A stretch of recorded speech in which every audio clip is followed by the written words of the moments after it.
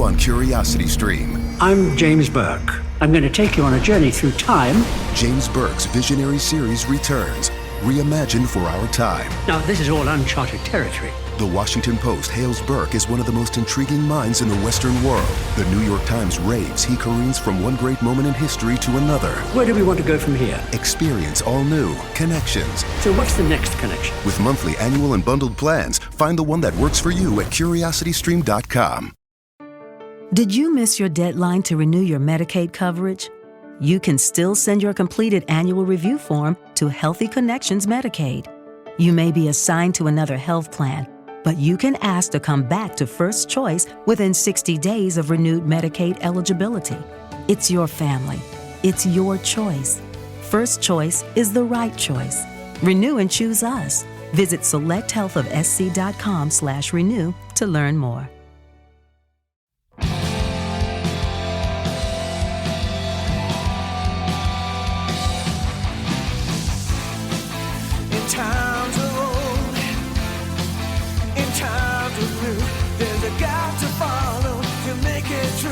It's the pop culture field, and you will. What is going on, Pop Culture Field Manual listeners? So smooth. What is going on? That was smooth. I'm trying to work on my radio voice. Good voice. Like some ASMR in the podcast. But, hello, we are excited to be bringing you guys, and as we, Izzy and Cam, are excited to be bringing you a new podcast episode. This one is going to be very exciting because it's usually, gonna be something. Yeah, it's going to be something, that's for sure. Usually on the podcast, we talk about movies that influence us. We talk about movies we absolutely love, movies that are the best of the best and portray military in the best way. But that's not what we got going on today. Today, we are going to talk about the worst military movies to ever hit the silver screen. I'm actually excited. I am too. I knew it. The only thing people like better than talking about things they love is talking about things they hate. Well, you know what they say. The things we hate bring us closer together.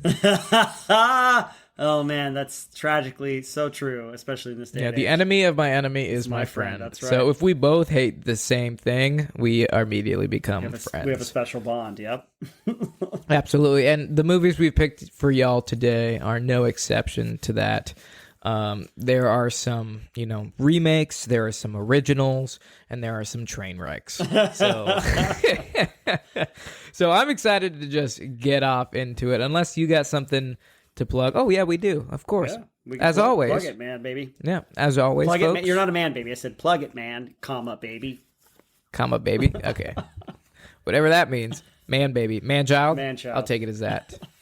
You want to go? No, But no. anyways, before we get into the worst military movies ever made, we got a couple things we want to remind you listeners of, some amazing things you can be a part of. First and foremost, our Patreon. The PCFM podcast has an excellent Patreon that is slowly growing, and we appreciate everybody that's subscribed so far. We got 3 different tiers. The first tier, as you guys are aware, is going to give you access to full-length episodes of the podcast. So if you want a little bit more, you want to hear Izzy and I talk about more, go ahead and subscribe to that fuzzy private tier. It's only $5 a month, and you get access to that and a little bit more.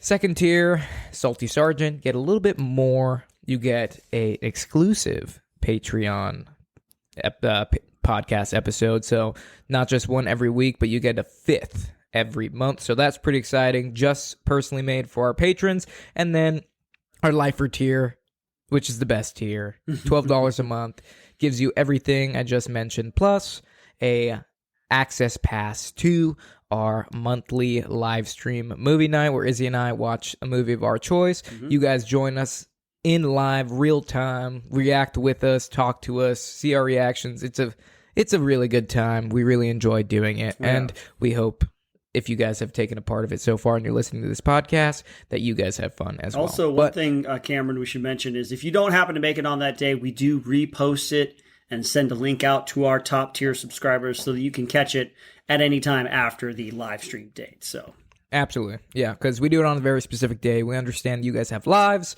but if you still want to get in on the fun, you can absolutely do so at any point in time because it is recorded. Yep. Next thing we guys got for you, or next thing we got for you guys, that was all dyslexic. We guys got for you, us, me. We guys got for you. Yeah. The next thing we guys, see, I can't stop saying it now. Next, comma. We got, if you guys don't want to subscribe to our Patreon, but you feel like contributing to the podcast, you are able to, quote unquote, buy us a coffee, which is a donation.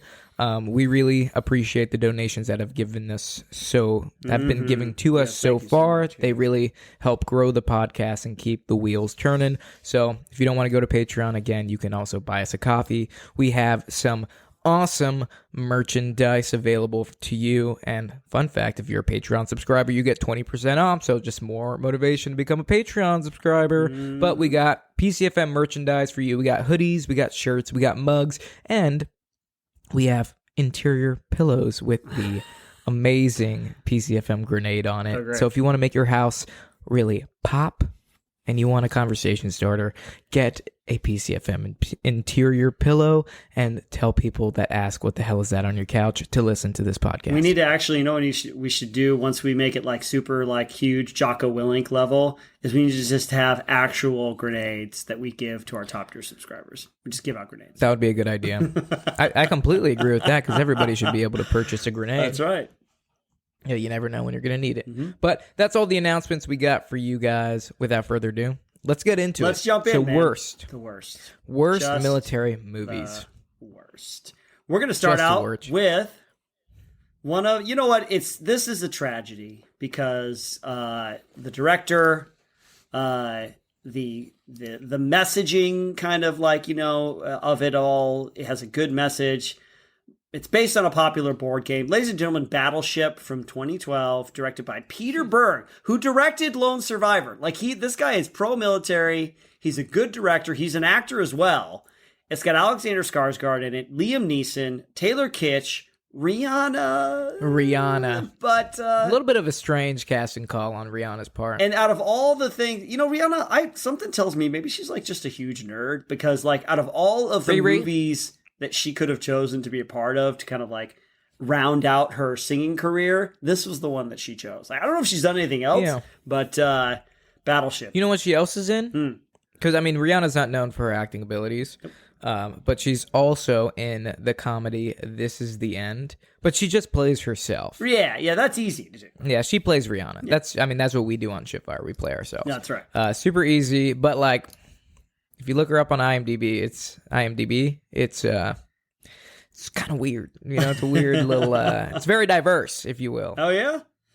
Well, this movie, 2012. I remember being excited for this movie. It's always a little hard when you're basing a movie off of a board game, you know, because you have to actually like fill it out with like stories and characters and, you know, and then, you know, they inevitably try to do that thing where they try to work in the board game into the movie.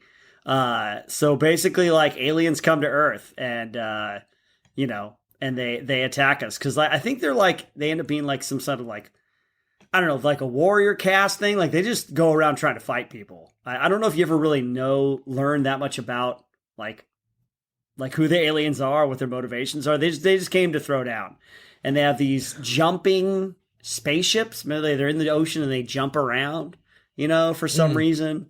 And things don't go so well, but then I think they get halfway through, they get like one of the pieces of their ship kind of falls like apart, and they get the technology so they can kind of like track them a little bit, but it's not very good. So they actually have to like plot out their shots from their, you know, from their ships and it's like Battleship, like where you're guessing where the other character is going to be. Interesting. Because like they throw out these like, I don't know. I can't remember because it's all just not very good. But like they throw out these giant domes where they trap everything inside it. So like the human beings are forced to fight with their ships, and it's just weird. It doesn't land. It's really like the action is really like it's a big budget movie, right? Yeah. No, it's big budget. Big time movie. cast, and they even do this thing where they have an actor in it who is disabled. You know, like I think he's a double amputee down at the knees. And so they make him a main character, and they like do honor. It was one of those things where like to try to like bolster like the disabled community, you know, and kind of say, hey, they're still capable, you know. I think it's John Toohey, or no, Gregory D. Gadsden was the actor who's a double amputee or whatever. But and then they also at the end, which to me was one of the best parts, where they have to do ship to ship combat, but they have to break out an old battleship, and so they have to go and find all these World War II veterans that know how to work the ship, and they go out and they fight this last alien threat, this ship with an old battleship. You know, and they're like doing all the right procedures, and you're hearing them do their thing. And then there's even actually a one part where one of the old World War II veterans says, "They're not going to sink this battleship." And it's like, oh man, you guys. Oh no, it's a bit of a stretch. I mean, I have to say some stuff just because.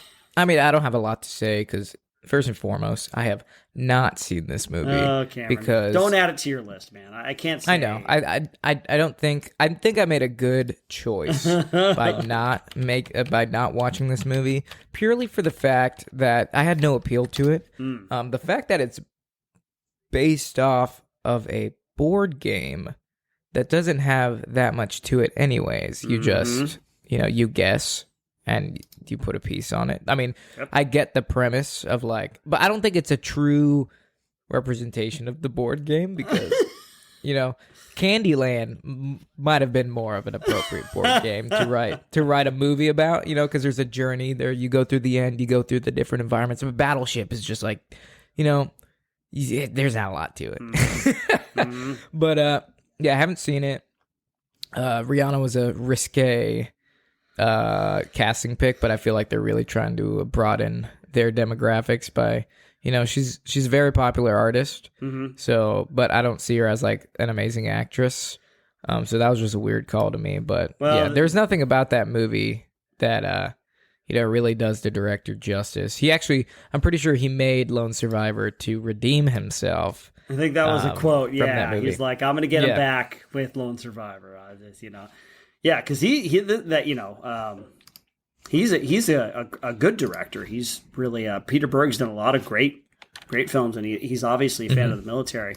It's just this one. Maybe this was like, I'm sure this must have been a contractual thing. Like maybe they're like, if you make Battleship, we'll let you make Lone Survivor. And he's like, well, okay, but you got to put Rihanna. Tell me in then. it, Yeah. So tell me then, what about this movie makes it bad?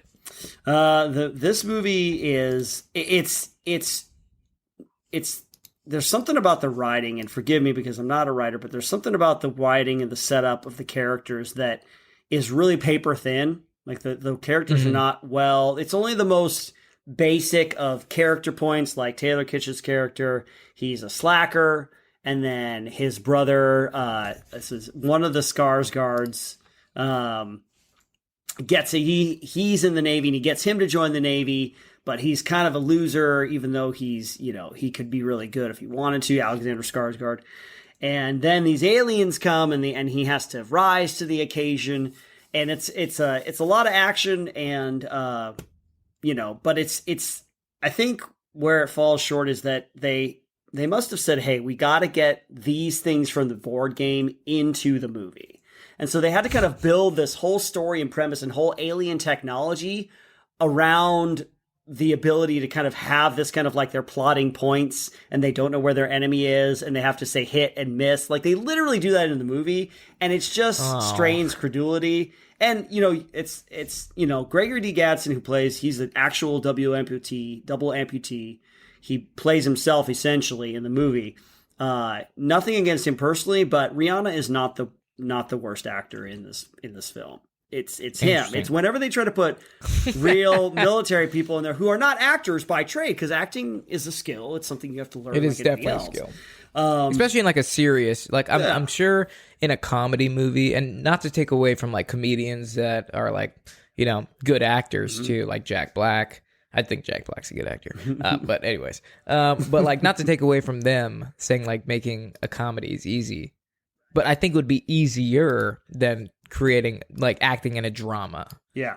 Yeah, it's Yeah. So little things like that, along with the kind of like, it just seemed like they had to prop up the premise and the story of the movie around the actual structure of the board game, which is paper thin to start. It just wasn't. There had to have been something else beyond them trying to honor, like World War II vets and disabled vets. Something else within the writing and the story that just didn't carry. It didn't hold water. Gotcha. That was a good pun. So definitely should have picked Candyland. Is that what you're saying? Candyland, yeah. They need to come up with like a horror thriller drama based on Candyland. Okay. Well, good pick, man. Good pick. We got a lot to talk about here, and this one might come as a shocker to some because we have praised it in the past as a good movie, but this is a military movie list, worst military movies, and it is not a good military movie. But it is a great story, and this is The Hurt Locker from 2008. So we've mentioned this story. Yes. Like, you follow an EOD tech, and he's brand new. He, has basically no care in the world about his personal safety. He just follows war, and that's all he is. He's just, it's like a junkie. He's just a war junkie. And, it's won 6 Oscars. Yeah. So you say, a 6 Oscar movie, how the hell did it make this list? Well, if you actually look at like it from a military perspective, there is so much wrong with it. Like anywhere from the uniforms to just tactical things that they choose to do. Yeah. Like there is one scene where like the medic, the colonel in the aid station just decides to join them on a patrol and they're EOD. Yeah. So, like, that would never happen. The EOD doesn't go on patrol. They'd be like, yeah, no thanks. Yeah, they're going on patrol. They've been blowing up bombs every day. Right. That if the colonel in the med station wanted to, like, come out on patrol, he would get told no. Like, it's not tactically sound. Yeah. And not to mention, he has no place being there. And it's just, that would never happen. Plus, you have, like, the scenes when they come across the British PMCs or the Australian. They're not American, but they who was that? They was come in that. Yeah. Keep talking. Keep talking. Yeah, and then they take sniper fire and they get schwacked, and then they just get on the 50 cal and like sit there. But the guy that was originally on the 50 cal gets shot in the face, and instead of like moving to a new position and re-engaging, they just like move his dead body and take his place. Like that's the smartest thing to do. Yeah. Ray Fiennes is one of the contractors. Yeah. That would never happen. Like you would definitely have to move, and not to put anything on EOD techs down, but they don't have a lot of experience on like long range weapon systems. Plus, not just like a precision gun, but the the 107, which is a 50 cal. It's like that takes a little bit of training to just know how to use, and then also they run out of ammunition, and like 50 cal magazines are giant. Yeah, they're big. Like they don't make pouches for them. They do, but they're very specific.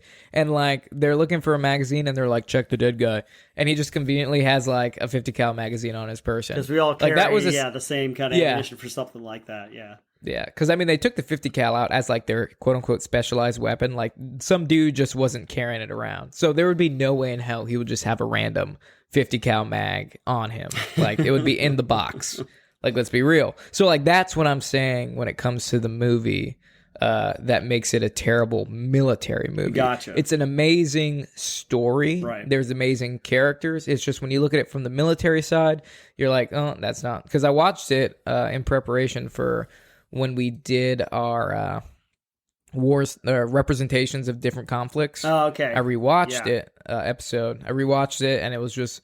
it's a great story. I mean, obviously, proof's in the pudding with 6 Oscars. But, yeah, it was just like... some parts I was just like, no. Well, doesn't he, like, leave... Doesn't he, like, leave base and just go somewhere, and then he just, like, walks back? They're like, hey, what are you doing? He's like, he, like, comes back, and he just, like, kind of goes out into the city, and then he comes back later on at night, and it's like, you'd be in the they put you in prison, like in the brig or whatever for that, not the brig, but you'd be in trouble. You'd be in serious trouble, You'd be in serious trouble. There's also a scene, like, there's just small things that just make it a terrible war film where, like, he has Peltors on, but nothing's plugged into it, and you just hear, like, radio chatter. Like, he's talking into the Peltors, and there's no mic on him. There's, like, no mic, so it's like, if he was talking, he would know, there would, like, people that have used this stuff before, there would be no way that they would hear you, bro. Yeah. Like, you don't have a microphone on. It's not plugged into anything. It's not even plugged into a radio. Yeah, that ain't happening, Jack. I'm sorry. That's funny. But yeah, there was I was reading up on it too, and some guy said, he's like, Hollywood knows how to tell a great story and Hollywood knows how to show a great story, but they don't know how to do both. Do you think with these, do you think if it was just the military stuff that was changed, it would have been an amazing, like a perfect film kind of thing? I think so. Okay. I think so. The only thing is like that, yeah, they just, I don't know who did the technical advising on it or the military consulting, but if they would have just paid a little bit more attention. And that's a very superficial thing to say just because it's coming from a veteran or someone with like a little bit of knowledge about like how it should look. It would have been an epic movie if they just paid a little bit more attention to the details rather than to the story. Like, they got it dialed in with the story. Like, you can obviously feel the emotion the main character is going through. You can feel the anxiety of, you know, the supporting characters, and they just lost their squad leader. They don't want to lose another guy, but this guy's just asking for it, you know? And then when he gets home, it's just like, oh. But, yeah. No, that's the Hurt Locker. I'm like 60. No, I'd say I'm 70-30. 70% for it, 30% against it, and that 30% is just based off. That's a strong 30%. Yeah. Yeah, but I mean, it's like I said, it's a great story, but it has earned its way onto this list just for the military side of things. Gotcha.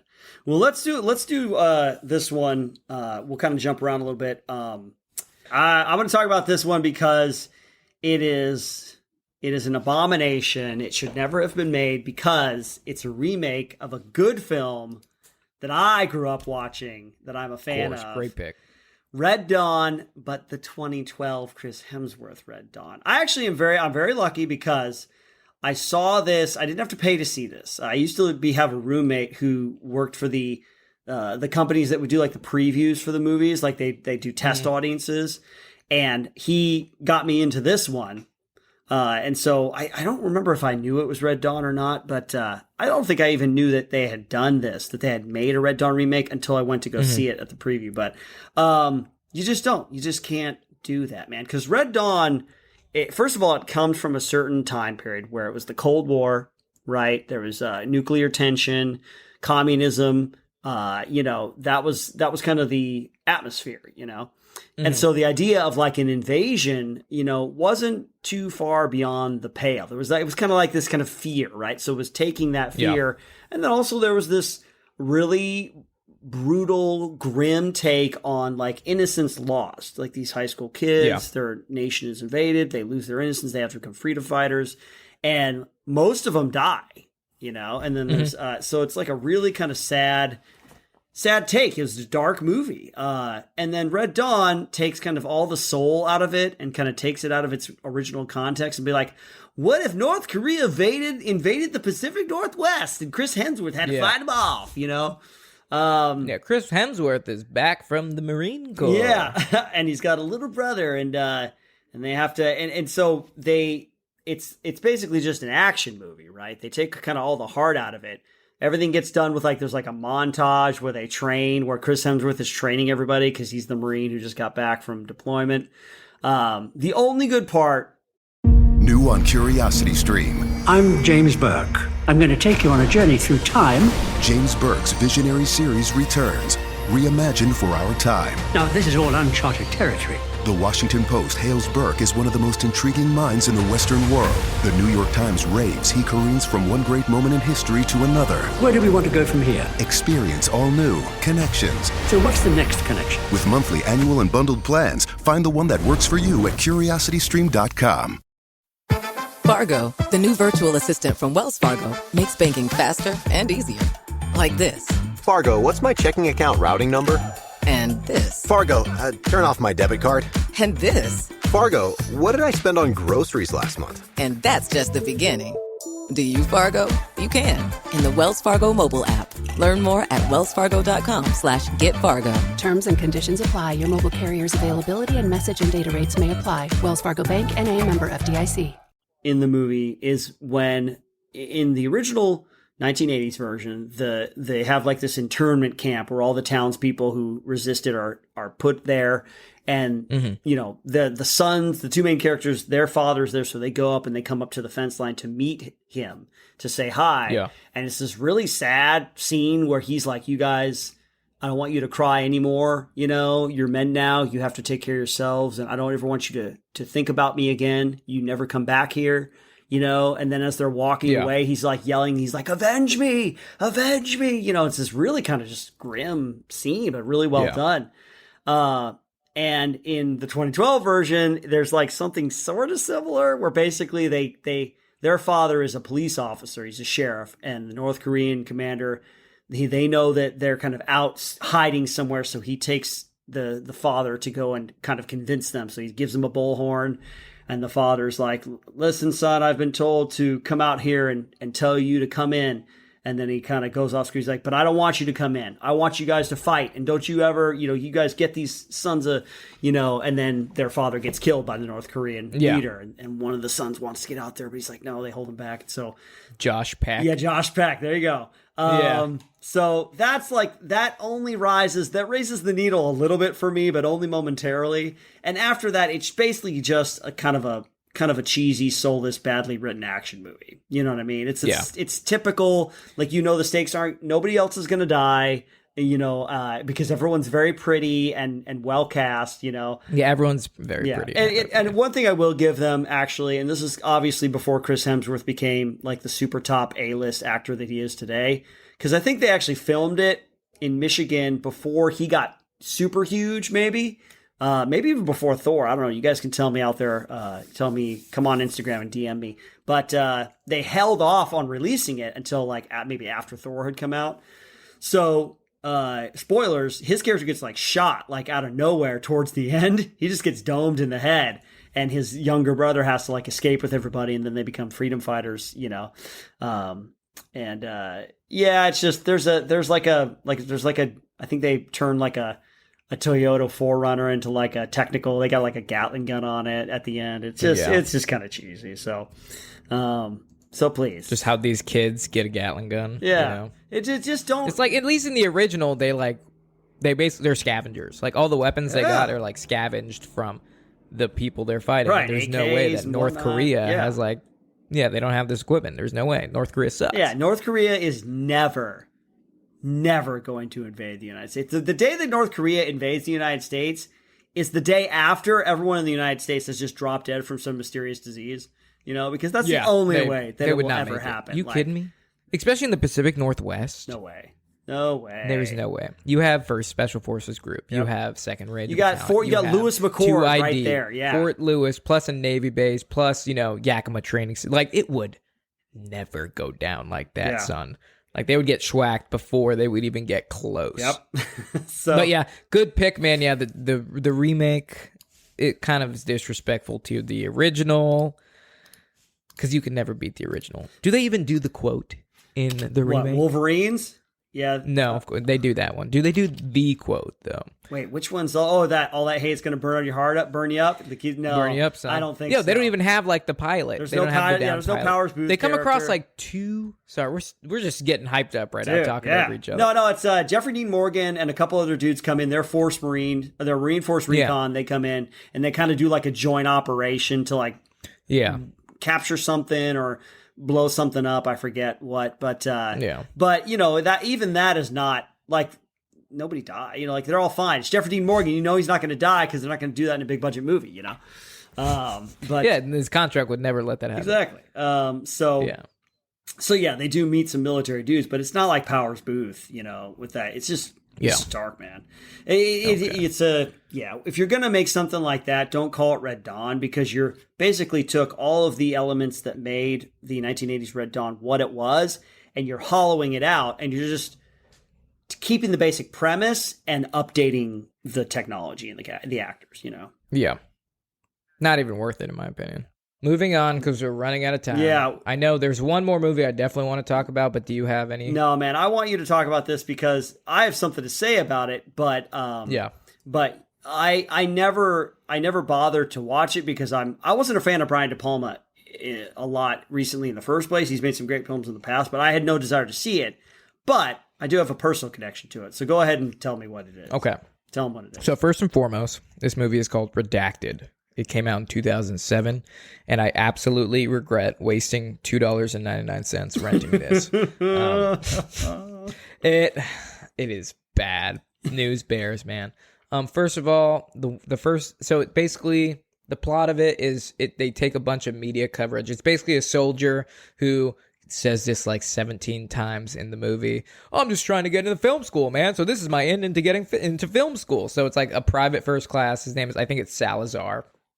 And he has like a little VCR camera, and he's just like recording around like their base, and they're on deployment in Iraq. And they're just like showing the squad, and basically the company is tasked with running ECP, which is a entry control point, basically a checkpoint for like Iraqis in the city, and their job is just to run that checkpoint and help with quote unquote counterinsurgency. So the entire movie is supposed to be from like this guy's video camera and collected media footage from around the area, which was a terrible idea because like at some points like the movie cuts in like really cheap ways, even though it had a $5 million budget, because a lot went into the movie. Like the costume department, I think, did a good job. The location looks, I don't know where they shot this movie at. They must have shot it overseas because like it is legit. Wow. But then when it came to like, I think casting, and when it came to like putting it together, and the acting's really bad. Oh no. But like the costume department, the location is really good. But like at one point you're like seeing the view of like Salazar holding the camera, and like all the soldiers are your typical like what they think is a soldier in pop culture. Let me tell you, they are all from Aliens. What's the guy? Hudson? He's like, I am Hudson, Yeah. or he's like, I am sex. Yeah, Or what is he? I'm the ultimate badass. Yeah. Yeah, ultimate bad. Every single character is like that. And then they're either like that or like obsessed with porn, and like they have chicks everywhere. They just make soldiers look like fucking assholes. Granted, there are entire a few movie- of them that are like that, but I would say Yeah. the vast majority of soldiers are not like that. No, but they like portray this entire squad as just like Hudson from Aliens. Yeah. And then they have this master sergeant that is like, he's like, I've done 3 tours over here, and he just doesn't make any sense all the time. He's just saying things like they would like I feel like they just consulted a drill sergeant, and they're like, what are some things you would say to privates? And then he just says one-liners the entire time. And then he gets blown up. The master sergeant gets blown up because this doesn't make any sense to me. I was like raging because he's like, don't you fucking move, private. And he like goes over and he's like, did you look around your area? Did you patrol this yesterday? And the guy's like, yeah. And he's like, was any of this furniture here? And he's like, no. And he's like, then get away from it. But as he's saying this, he is taking a knee right next to the guy. And like the private pushes the master sergeant into one of these like old couches. And it's like, he just told you not to do this. Like, and this master sergeant's just like sitting on this shit. And then he gets up, takes a step, and blows himself up on an IED. So like, as he's yelling at this guy to stay away from this stuff, he's like slowly inching towards it and then takes a knee and is like touching it all. So there's just so many inaccuracies in it.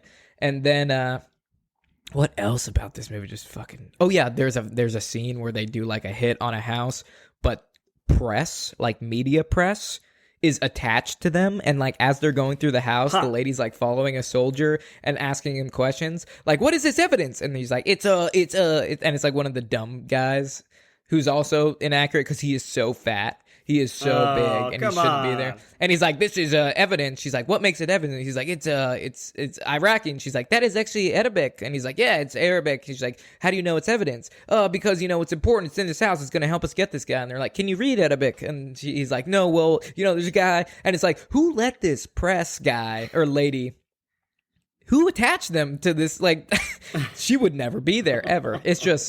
It's written really poorly, but that's not even the premise of the movie. The premise of the movie has to do with like some of these soldiers that like rape and murder some females, which you have some it's actually insight too. Totally, it's just the worst, the worst kind of tragedy, the thing to happen, just something that should never occur. But it was based on a true story, an actual event that happened. I think it was in 2006, but it was about the rape and murder of this little Iraqi girl. They raped and murdered her. They murdered part of her family, and they set them all on fire. And it's a bunch of American soldiers that did this. And one of those guys went to basic training with me.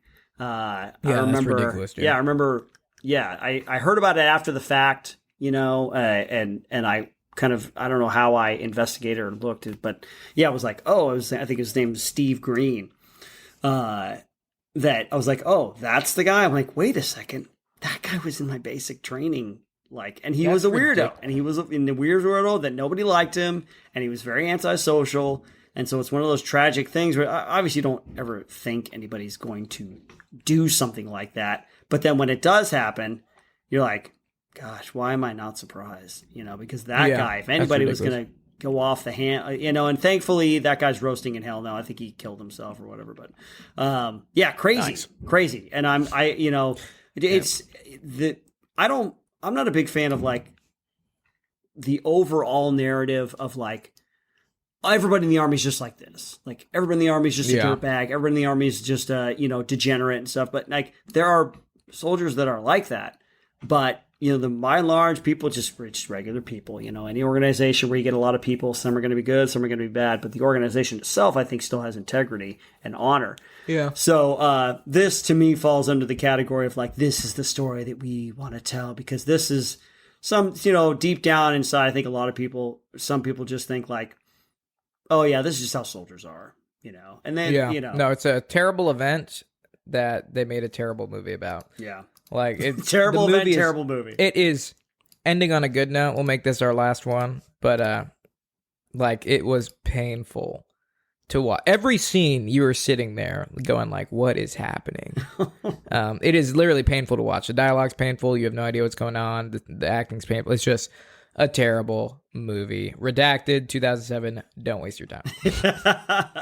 Well, that's or do and concur. Yeah, or if you want to, or hey, you know what? Just listen, guys. Nobody has to. You don't have to all think like we do. Maybe you watch it and you think it's like a really great piece of film. That hey, good on you. No hate in your direction. We just didn't like it, or I would never watch it, and Cameron didn't like it. So, no. But that's it, folks. But we. Yeah, that's it for this list. We hope you guys enjoyed it. Yep. We're going to move on to our Patreon shout-outs. We want to take a second to welcome Ian, and forgive me, my friend, because I'm going to do my best to say this last name. Ian Keoprasuth. Let me know if I got that right. I'm not sure. But welcome, Ian. We are happy to have you part of the Patreon family. Many thanks to your family, and also for being part of ours. Hey, yes, we're thankful for everybody who joins our community here with the podcast. And we have a fan question. Always fun to have fan questions. This is from Avec Moissam. Avec Moissam, I like that. From Instagram, it says, "Hey, I love the podcast. I have a question. If you were recalled into the army for a national emergency, would you go? Or would you skip out and go live in the hinterlands? Or what would be an ideal situation where you'd be thrilled to go back in? Like, oh, I hope North Korea invades because I'm going back in so I can fight." Yeah. Let's see. Interesting question. Well, technically, I have been recalled into the army being in the National Guard. You're right. You're still under the thumb. Yeah, that's right. Yeah, I'm still under the thumb, and I've done it. And I had a great time.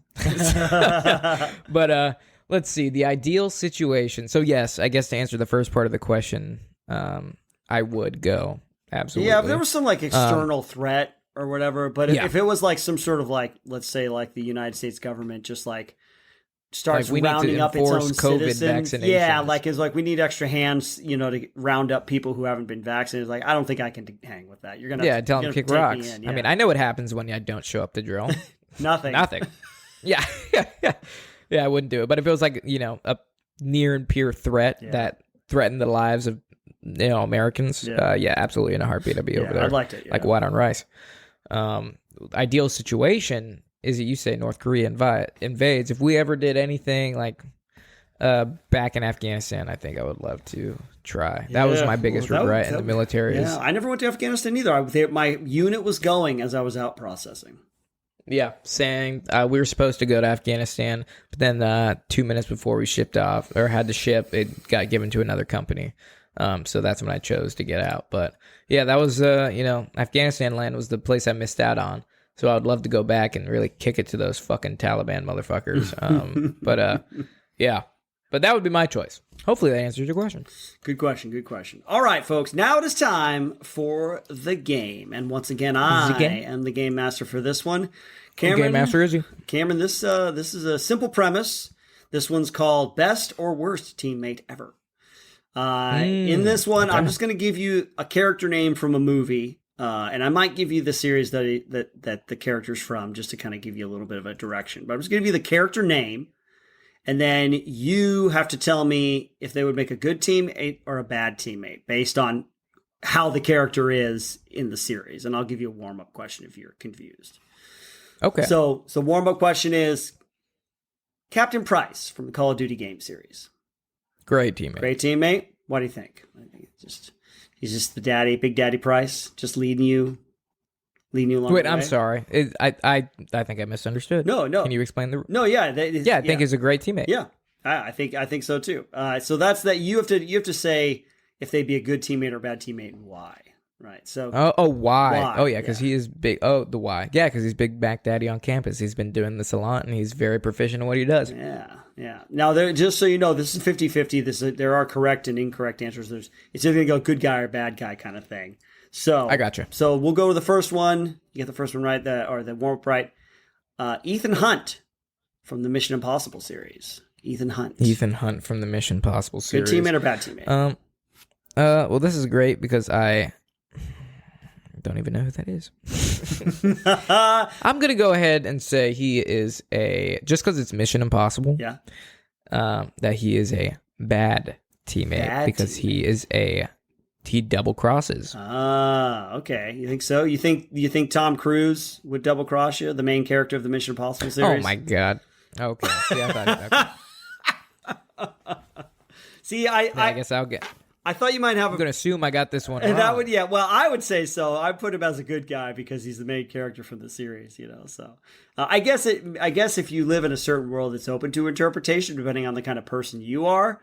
But exactly. I tried to. Any type of government official is a bad guy in my mind. Yeah, I tried to put him on one side or the other, but this might be difficult for you because you're not the best with names. Like if I showed you a picture.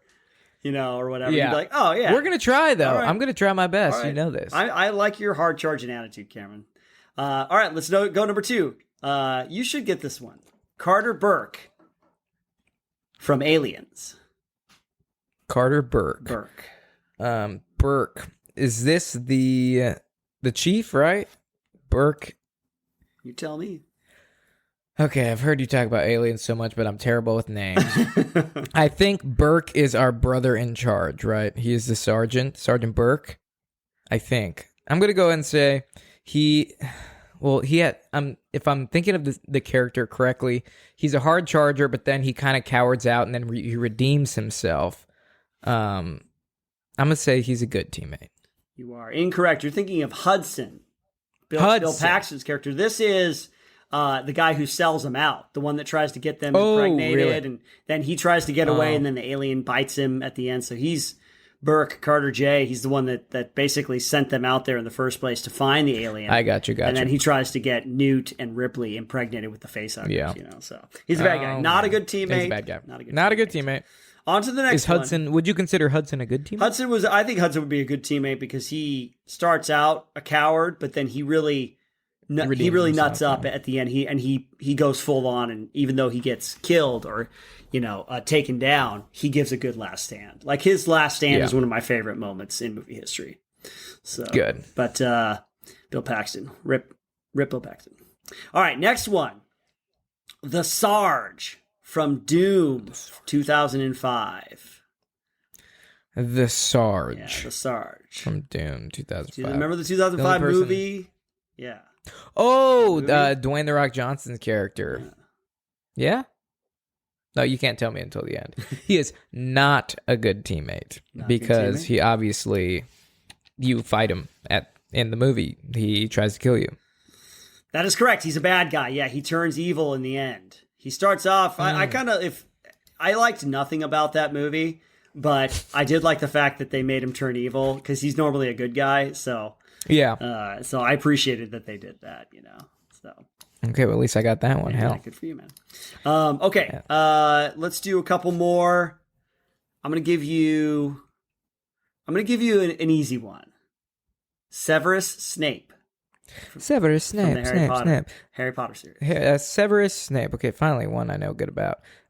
Severus Snape is an awesome teammate, though you may not think so as a young boy, but you come to find out that he was on your side the entire time. So he's a good teammate. That is correct. He is a good teammate. Yeah, that's why I put him in there, because he never likes Harry Potter. They never get along, but then at the end you find out, oh, he was kind of secretly working for the good guys the entire time. Yeah, and he wanted to have sex with Harry's mom so bad.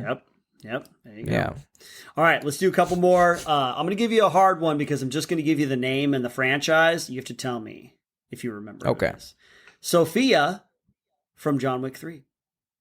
Sophia from John Wick 3. Sophia, I'm going to guess and say it's Halle Berry's character. She's a good teammate because she's got pooches. The pooches to make her a good teammate. That is correct. That Sophia is Halle Berry's character. She is forced into a position. She ends up choosing John Wick's side and uses her attack dogs. That scene was so great. They did. Those were they were great. Did you see that at the time of this film? You see, there's a new trailer out for John Wick 4. Yeah, I actually while I was waiting for you to hop online, I watched the trailer. Me too. Just before we started. Oh, is that what took you so long? That's what took me so long. Well, can I be totally honest with you? I was playing a round of Apex and it went long, so that was. Oh my God! I'm sorry. Okay, last one. This is last I'll give you one. This is another kind of toughie, maybe I don't know. We'll see. August Walker from Mission Impossible Fallout. Who is August Walker? August Walker, Mission Impossible Fallout.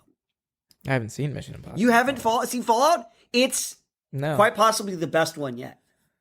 Really? The great news is I just haven't followed the series. The only one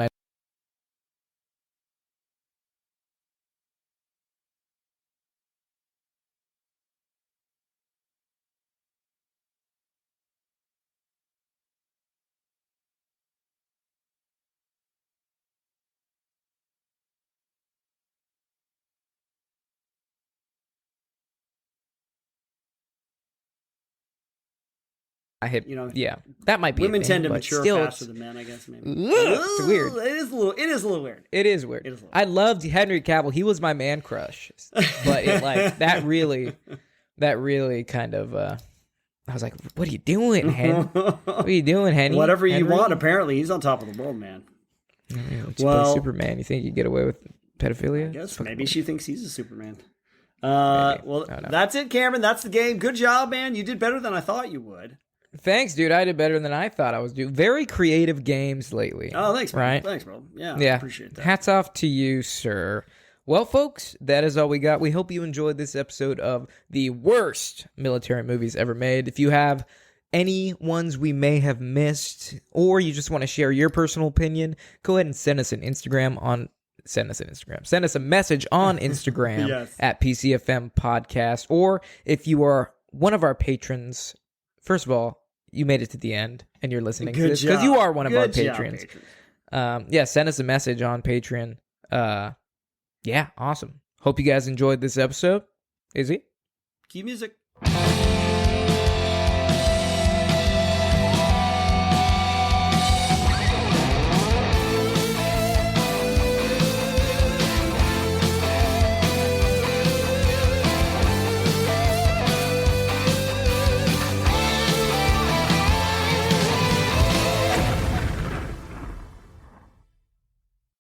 What's going on, everybody? You just listened to the free version of the PCFM podcast. If you want full-length versions of podcast episodes, plus much, much more, head on over to our Patreon page at patreon.com/PCFM podcast.